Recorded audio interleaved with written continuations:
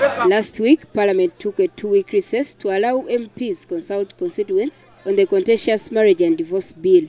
The House had debated the proposed law for about 2 weeks. Critics say sections of the bill, especially on property sharing and marital rape, are a threat to family harmony and the institution of marriage. They urge that in the proposed law, women and children are given exceptional powers over family property, contravening many African norms and values. In relation to marital rape, the bill provides a spouse may deny the other spouse sex after childbirth, when in poor health, and for physiological reasons like menses. But in many African societies, marital rape is undefined or even not considered possible. Due to stigma, very few cases are reported. Among the Baganda, for instance, there is a saying which translates that bedroom secrets should not be laid bare in public. Under the bill, the penalty for marital rape is 5 years imprisonment, a fine not exceeding 2.5 million shillings or both.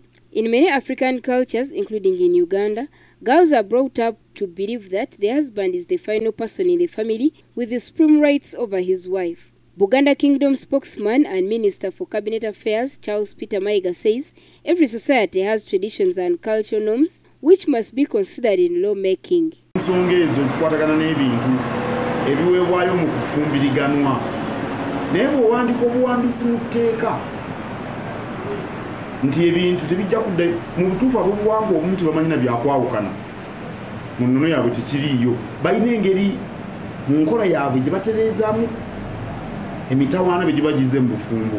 Religious and opinion leaders have called for wide consultations on the bill that has been pending in Parliament for nearly 5 decades. And in recently sending Parliament on recess, Speaker Rebecca Kadaga, who is one of the strongest backers of the bill, seemed alive to these concerns, also echoed by women activists. I want to request that more time of consultation is given because since it affects the fabric of society, marriage, it has to be handled with great care. This bill also tackles marriage gifts, commonly known as bride wealth, which critics want banned. Another contentious area in the bill is on cohabitation and the rights of the cohabiting couple, especially to property.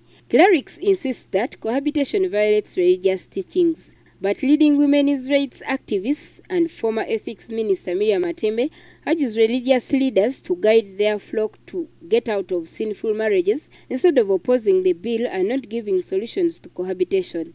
She adds that the bill has been in Parliament for 47 years, enough time to allow for consultations. Matembe also faults some members of Parliament, saying they don't have the moral authority to legislate on marriage. Salma Namwanje, Sawia Ramadhan, NBS Television.